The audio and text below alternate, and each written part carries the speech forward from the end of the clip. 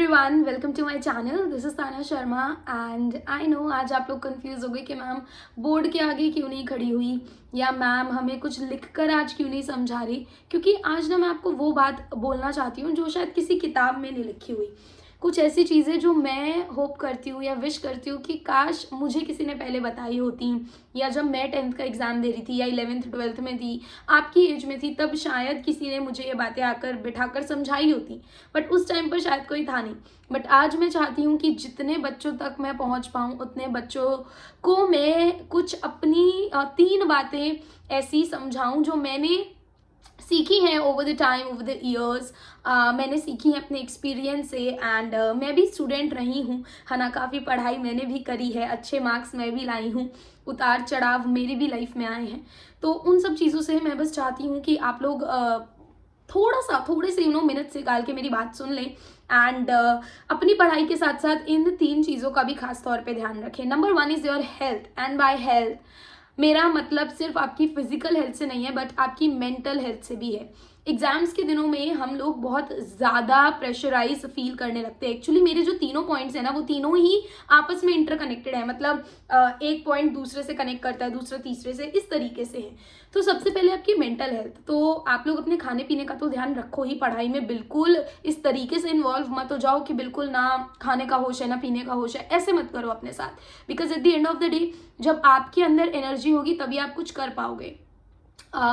Next is your mental health. Mental health बहुत ज़्यादा important है। अभी भी सैडली इंडिया में काफ़ी ऐसे लोग हैं जिन्हें पता ही नहीं है मेंटल हेल्थ क्या है। उन्हें लगता है नहीं तो आदमी सही है, नहीं तो वो पागल है। उन्हें पता ही नहीं है कि मेंटल हेल्थ वाली जो चीज़ है वो रियल है एंड किसी की भी, चाहे वो बच्चा हो, चाहे वो मेरी उम्र का हो, चाहे वो बुढ़ा हो, मेंटल हेल्थ किसी की भी खराब हो सकती है, राइट। तो आप लोग अपनी पढ़ाई तो करो, बट क्योंकि कुछ चीज़ें आपसे नहीं हो पा रही, इस चीज़ को नेगेटिवली सोच कर अपने दिमाग पर प्रेशर क्रिएट मत करो किसी भी चीज़ का। जितना संयम से, जितना पीस के साथ, जितना कामली आप लोग अपने पेपर की तैयारी करोगे, उतने बेटर रिजल्ट्स आपके आएंगे। नंबर 2 जिस चीज़ पे मैं बात करना चाहती हूँ वो है कंपैरिजन। कुछ तो हम ही कर लेते हैं और कुछ हमारे घर वाले नहीं बाज आते हैं। तो इट्स लाइक अभी किसी की मत सुनो, ना तो खुद की इस चीज़ में और ना अपने घर वालों की। कंपेयर खुद को किसी से मत करो यार। देखो, सबके पढ़ने का स्टाइल अलग है, सबकी सारी चीज़ें करने का स्टाइल अलग है। अगर हम जब कंपैरिजन वाले राह पर निकल जाते हैं ना, फिर हम लोग सारी चीज़ें गलत ही करते हैं। मतलब हमारा अपने से ज़्यादा ध्यान ये इसमें रहता है कि दूसरा बंदा क्या कर रहा है ना।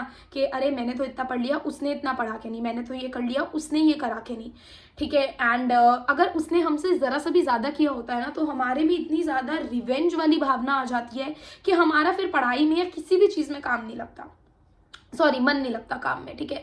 अगर मैं अभी इस वक्त ये देखूँ ना, अरे मेरा चैनल तो ऐसा है, दूसरे का इतना हो गया, ये हो गया, तो मैं अपना चैनल छोड़ के अपनी पूरी एनर्जी किसी ऐसी चीज़ पे लगाऊंगी जो मेरे हाथ में ही नहीं है। समझ रहे हो। तो अभी आपके भी हाथ में क्या है, आपकी पढ़ाई। आपके हाथ में क्या है, आपका रिजल्ट, आपका स्कोर। तो आप उन चीज़ों पे मेहनत करो रेदर देन कि आपके दोस्त ने क्या करा है ना, आपके कजिन ने क्या करा है, शर्मा अंकल के बेटे ने क्या करा है। आप खुद अगर शर्मा अंकल के बेटे हो तो गुप्ता अंकल के बेटे ने क्या, सारी चीज़ें आप लोग छोड़ दो, ठीक है। तो कभी भी अपने आप को यार कंपेयर मत करना, क्योंकि कोई भी परफेक्ट नहीं है, सबके अपने फ्लॉज होते हैं, अपनी खामियां होती हैं, and trust me it's okay. Next जो इम्पॉर्टेंट चीज़ है जो मैं तुम लोगों को बोलना चाहती हूँ, देखो दोनों चीज़ें आपस में रिलेटेड थी। अगर आप लोग कंपेयर करोगे तो मेंटल हेल्थ पे भी असर पड़ेगा, राइट। तो इसीलिए कंपेयर बिल्कुल भी खुद को नहीं करना, ताकि आपकी मेंटल हेल्थ भी थोड़ी ठीक रहे। नेक्स्ट जो मैं बात करना चाहती हूँ, मोस्ट इंपॉर्टेंट इज रिजल्ट। काश मुझे किसी ने बोल दिया होता कि ये सिर्फ रिजल्ट है, तुम्हारी लाइफ का रिजल्ट नहीं है, सिर्फ क्लास 10th या क्लास 11th या क्लास 12th का ही तो रिजल्ट है। It's okay. I mean like at the same time मेहनत करना बहुत ज़रूरी है, अपना बेस्ट देना बहुत ज़रूरी है, बट उस पर ऑब्सेस करते रहना कि यार कि मुझे तो पूरे नंबर ही चाहिए, अगर पूरे नंबर नहीं आए तो क्या होगा, रिश्तेदार कैसी बातें करेंगे, ये हो जाएगा, वो हो जाएगा, मेरे बस की नहीं है, मैं फिर भी कोशिश कर रहा हूँ। ये सब सोच कर ना आप खुद को ओवर थिंक कर ओवर प्रेशराइज कर लोगे। ऐसा मत करो। रिजल्ट ही तो है यार, एग्जाम ही है, क्लास 10th ही है, ठीक है। आई मीन आपके अंदर जो टैलेंट है ना, या आप खुद हो ना, वो बहुत इंपॉर्टेंट है। मैंने माना क्लास 10th बहुत इंपॉर्टेंट है, बट आपसे खुद से ज़्यादा इंपॉर्टेंट नहीं है, यानी कि आपसे बढ़कर नहीं है कोई भी क्लास, कोई भी पढ़ाई, कुछ भी। एक तरफ बच्चे होते हैं जो एम करते हैं, अरे हाँ मुझसे बढ़कर नहीं है तो मैं क्यों पढ़ूँ। मैं आपको वो बनने के लिए बिल्कुल नहीं बोल रही हूँ, मैं वो बनने के लिए बोल रही हूँ कि आप अपना बेस्ट दो, दैट्स इट। आप रिजल्ट्स की फिक्र बिल्कुल मत करो।